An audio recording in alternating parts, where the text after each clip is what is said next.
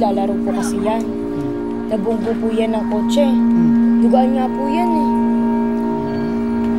Ano pangalan?